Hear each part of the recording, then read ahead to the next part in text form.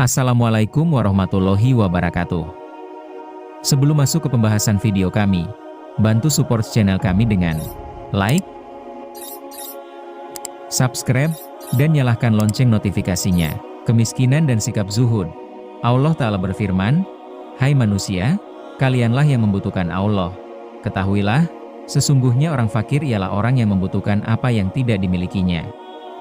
Dan semua manusia itu pasti fakir kepada Allah Ta'ala, karena kenyataannya mereka memang membutuhkannya demi kelangsungan hidup mereka. Awal wujud mereka berasal darinya dan itu bukan untuk mereka tetapi untuk Allah Ta'ala. Dialah yang maha kaya." Sekarang penulis sebutkan mereka yang miskin harta, yaitu orang yang tidak mempunyai harta yang dibutuhkan untuk memenuhi kebutuhan kehidupannya. Orang miskin itu mempunyai beberapa keadaan. Di antaranya, pertama, ia tidak menyukai harta dan cenderung menghindarinya.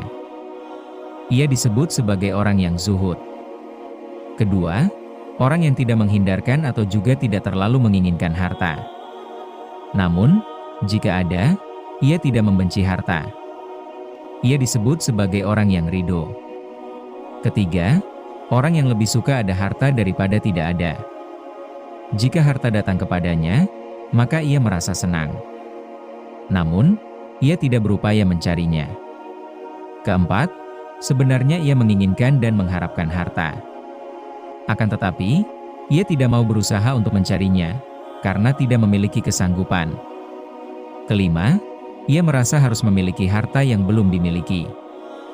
Jadi, ia seperti orang yang lapar namun tidak mempunyai roti atau seperti orang telanjang yang tidak mempunyai pakaian untuk dirinya sendiri dan keluarganya. Orang yang mengalami keadaan ini jika tidak mempunyai keinginan, maka ia termasuk orang yang keberadaannya jarang ditemui. Ia disebut sebagai orang zuhud sejati. Yang lebih tinggi dari semua keadaan itu ialah orang yang menganggap ada dan tidak adanya harta sama saja baginya, baik harta yang ada di tangannya hanya sedikit atau banyak. Ia tidak peduli dan tidak pernah menolak orang yang meminta kepadanya. Ia juga tidak memikirkan kebutuhan dirinya sendiri atau lebih mementingkan kebutuhan orang lain. Diriwayatkan dari Aisyah radhiyallahu anha, sesungguhnya ia mendapat uang sebesar 100.000 dirham sebagai pemberian, lalu ia membagi-bagikannya tanpa memikirkan kebutuhannya sendiri, sehingga pelayannya berkata kepadanya, "Seandainya yang 1 dirham engkau belikan daging, tentu engkau bisa berbuka dengannya." Aisyah berkata, "Coba kalau tadi engkau mau mengingatkan aku, tentu saranmu ini aku turuti." Keutamaan bagi orang miskin.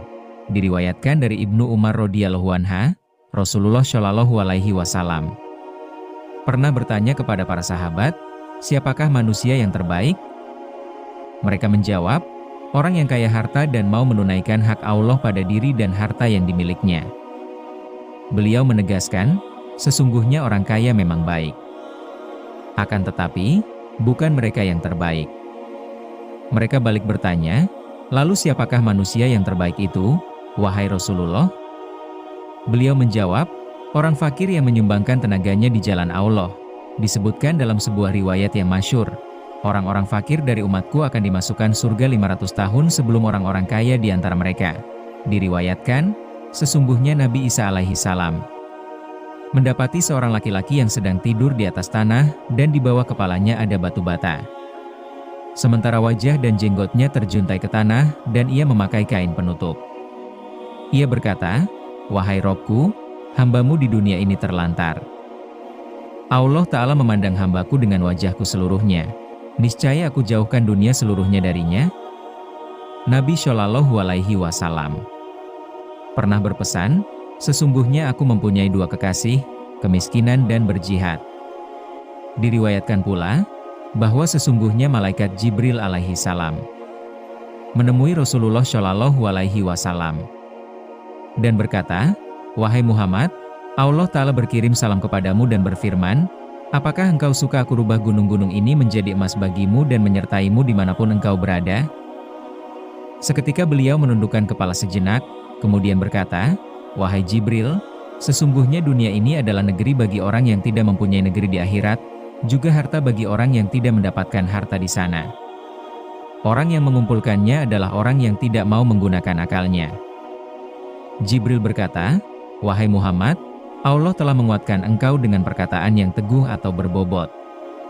Diriwayatkan pula, pada saat Nabi Isa alaihi salam berada dalam perjalanan, beliau melewati seorang laki-laki yang sedang tidur berselimutkan baju longgar, lalu membangunkannya. Nabi Isa berkata, "Wahai orang yang tertidur, bangun dan sebutlah nama Allah." Orang itu balik bertanya, "Apa yang engkau inginkan dariku? Aku telah meninggalkan dunia buat para penghuninya." Nabi Isa berkata kepadanya, "Kalau demikian, tidurlah wahai kekasihku."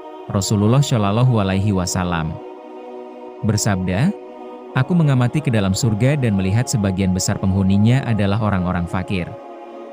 Lalu giliran aku mengamati ke dalam neraka dan aku lihat kebanyakan dari penghuninya adalah orang-orang kaya." Dalam riwayat yang lain disebutkan, "Wahai orang-orang fakir, berilah Allah keridhaan dari hati kalian, niscaya kalian akan mendapat pahala karena kemiskinan kalian. Kalau tidak begitu, maka kalian tidak akan berhasil." Allah Ta'ala pernah mewahyukan kepada Nabi Ismail alaihi salam, "Perintahkan mereka untuk memohon kepadaku pada saat hati mereka sedang gundah." Nabi Ismail bertanya, "Siapa mereka itu?" Allah berfirman, "Orang-orang fakir yang berlaku jujur." Jadi, orang-orang fakir mempunyai keutamaan yang juga disebutkan dalam hadits maupun atsar. Namun demikian, tidak dilarang jika kita berusaha untuk mencari harta. Sebagaimana Nabi Shallallahu Alaihi Wasallam pernah memohon kepada Allah, "Ya Allah, jadikanlah makanan keluarga Muhammad dalam kecukupan. Setelah tercukupi, maka yang tambahannya berarti kekurangan dan dapat mengurangi derajat." Seperti diterangkan dalam beberapa riwayat, larangan meminta-minta, kecuali sangat terpaksa. Ketahuilah bahwa sesungguhnya banyak riwayat atau hadis yang menunjukkan seputar larangan meminta-minta. Di antaranya ialah pesan Nabi Shallallahu Alaihi Wasallam, "Barang siapa meminta-minta dalam keadaan tidak kekurangan, berarti ia memperbanyak mengumpulkan api neraka jahanam." Di samping itu, juga terdapat riwayat yang menunjukkan keringanan untuk meminta-minta, yaitu perkataan Nabi Shallallahu Alaihi Wasallam, "Seseorang yang sangat membutuhkan bantuan itu mempunyai hak untuk meminta kepada saudaranya, walaupun ia datang dengan menunggang seekor kuda. Kalau saja meminta-minta itu dilarang dalam seluruh kondisi, niscaya padanya tidak terdapat hak sama sekali." Dengan kata lain, meminta-minta hanya diperbolehkan sekedar untuk memenuhi keperluan atau kebutuhan. Lebih dari itu, tidak dibenarkan atau dilarang. Keadaan orang yang meminta-minta. Imam Bishr mengatakan, orang-orang fakir itu ada 3 macam. Ada orang fakir yang tidak mau meminta-minta, dan jika diberi sedekah, ia pun menolak menerimanya. Orang fakir jenis ini akan bersama para ulama di surga Ilin. Ada pula orang fakir yang tidak mau meminta-minta, namun jika diberi, ia mau menerima. Orang fakir seperti ini akan bersama orang-orang yang dekat dengan Allah di surga Firdaus. Dan ada orang fakir yang meminta-minta hanya ketika sangat membutuhkan. Orang fakir jenis ini bersama para siddiqin dari golongan kanan atau asyabul yamin. Dengan demikian, menjadi semakin jelas mengenai keadaan orang-orang fakir yang telah penulis terangkan sebelumnya. Walaupun dalam keadaan membutuhkan atau karena darurat, perbuatan meminta-minta itu tetap saja mengurangi derajat. Ibrahim bin Adham bertanya kepada Syafiq bin Ibrahim ketika ia datang menemui Ibrahim dari Khurasan, "Bagaimana engkau tinggalkan sahabat-sahabatmu yang fakir?" Syafiq menjawab, "Aku tinggalkan mereka dalam keadaan, jika diberi sesuatu, mereka bersyukur dan jika tidak diberi, mereka bersabar." Syafiq mengira bahwa dengan mensifati mereka tidak suka meminta-minta berarti ia telah memuji mereka di sisi Ibrahim. Akan tetapi, Ibrahim dengan nada tidak suka berkata, "Itu artinya engkau meninggalkan sekawanan anjing yang angkuh." Syafiq balik bertanya, "Lalu menurut engkau, bagaimana orang-orang fakir yang ideal di sini, wahai Abu Ishaq?" Ibrahim menjawab, "Orang-orang fakir di negeri kami, jika tidak diberi mereka bersyukur dan jika diberi mereka mengutamakan orang lain yang lebih membutuhkan."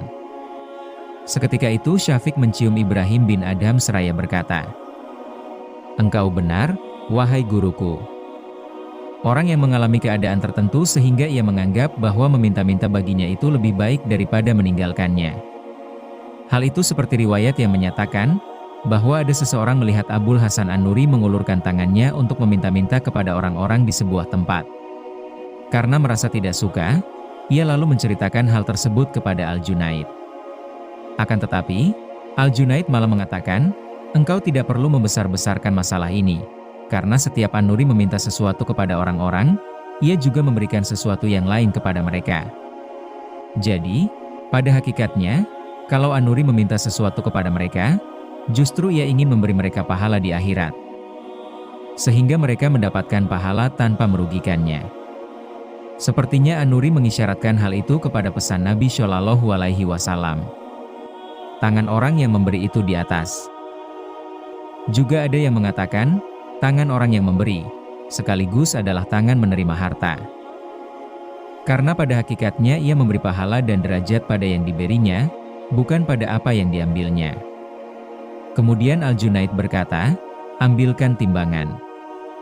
Setelah menimbang 100 dirham, ia lalu mengambil segenggam uang yang tidak diketahui jumlahnya dan melemparkannya di atas 100 dirham yang telah ditimbang sambil berkata, "Bawa uang itu kepada An-Nuri."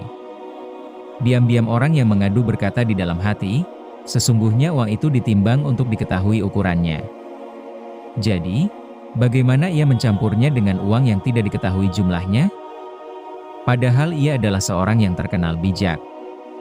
Namun, orang itu merasa malu sendiri menyangkal hal itu kepadanya. Ia kemudian membawa pundi-pundi berisi uang tersebut kepada An-Nuri.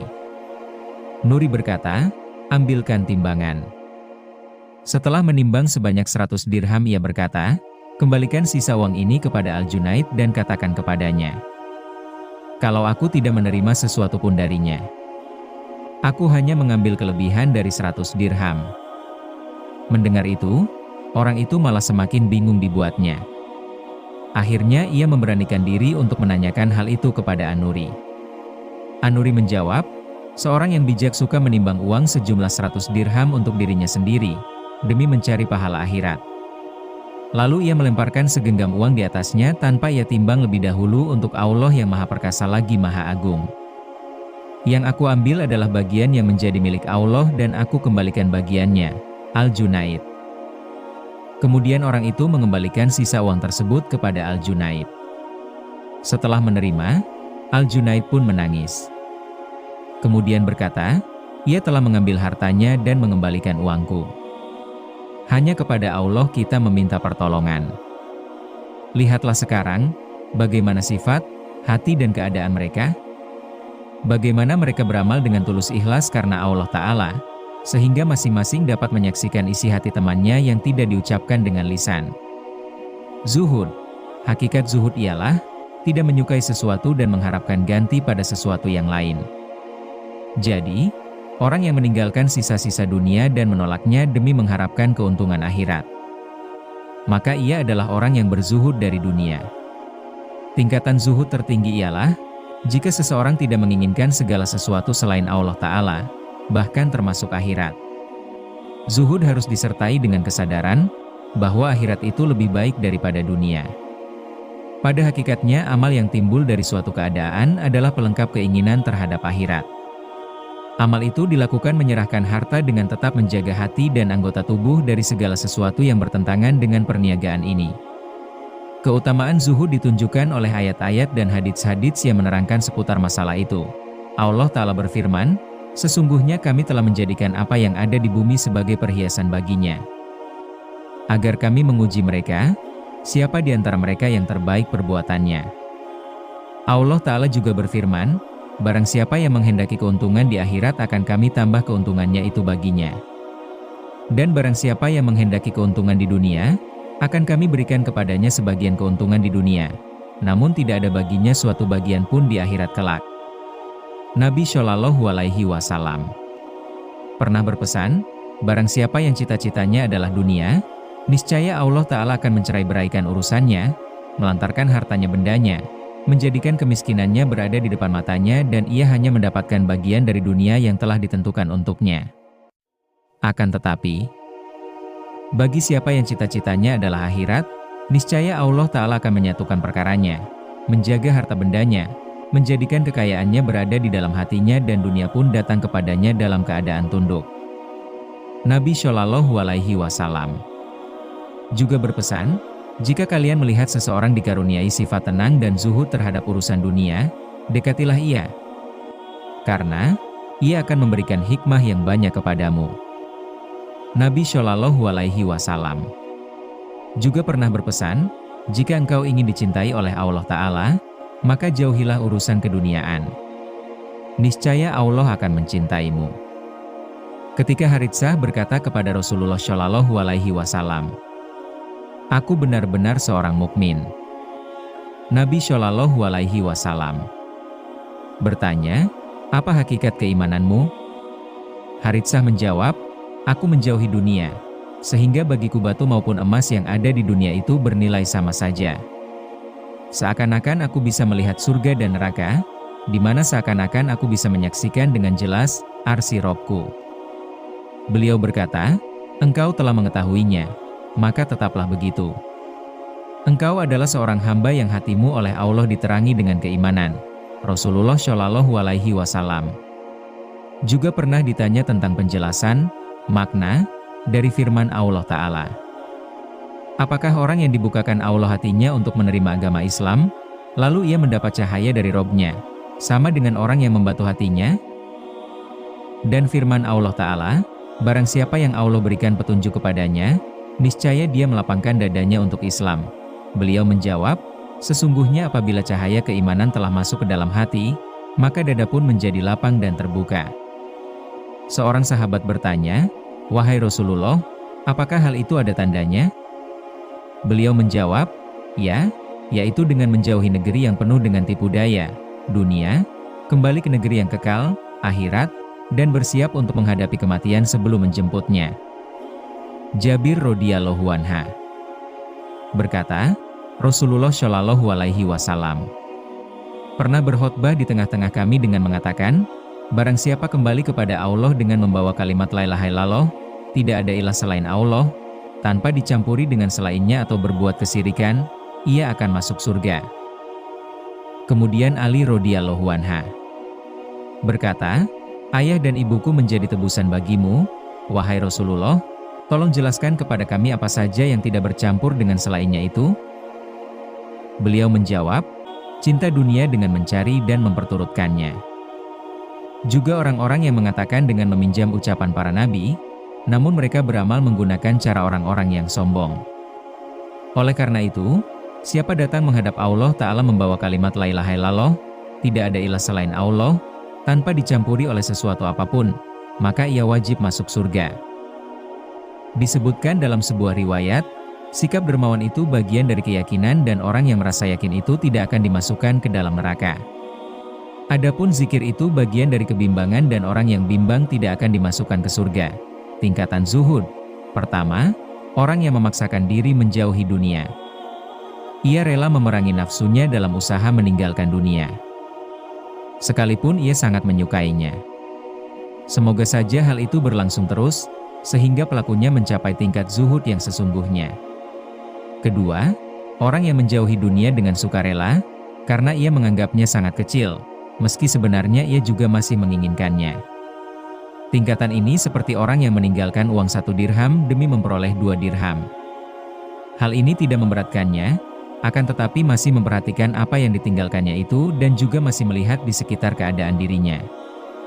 Zuhud seperti ini mengandung beberapa kelemahan atau kekurangan. Ketiga, ini tingkatan zuhud yang tertinggi, yaitu jika seseorang menjauhi dunia dengan sukarela dan tidak merasakan sikap zuhudnya, karena ia tidak menganggap bahwa ia meninggalkan sesuatu, dan karena ia tahu bahwa dunia tidak berarti apa-apa. Jadi, ia berlaku seperti orang yang meninggalkan seonggok tanah liat demi mengambil sebutir permata. Tetapi ia tidak menganggap permata itu sebagai ganti. Betapapun indah dan mahalnya dunia dibandingkan dengan akhirat tidak ada artinya sama sekali.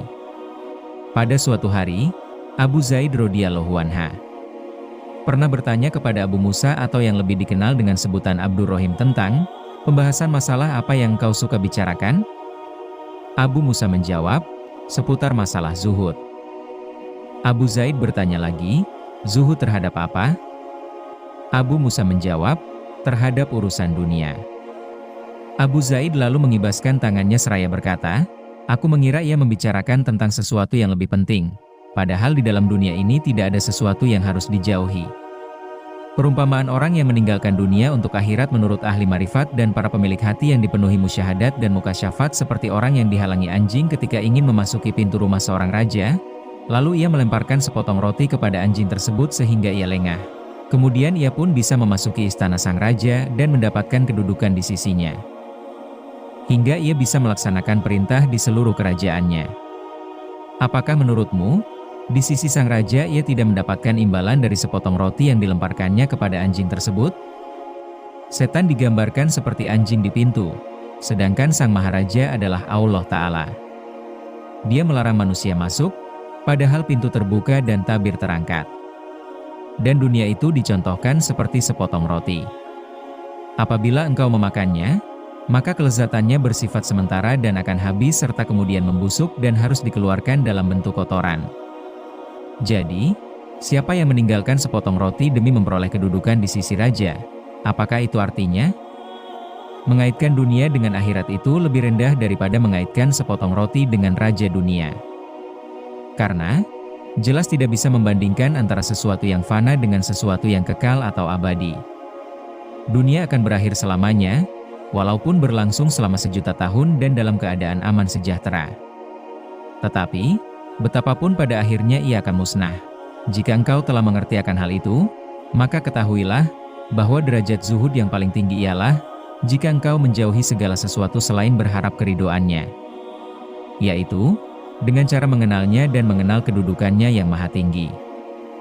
Oleh karena itu, jangan mengandalkan makanan, minuman, hubungan seksual, tempat tinggal dan segala kebutuhanmu, kecuali hanya sekedar yang engkau perlukan saja untuk mempertahankan stamina tubuh dan menghidupi dirimu. Inilah zuhud yang sejati. Wallahu a'lam bishawab. Sumber, Kitab Ihya Ulumuddin, Hujatul Islam, Al-Imam Al-Ghazali rahimahullah. Wassalamualaikum warahmatullahi wabarakatuh.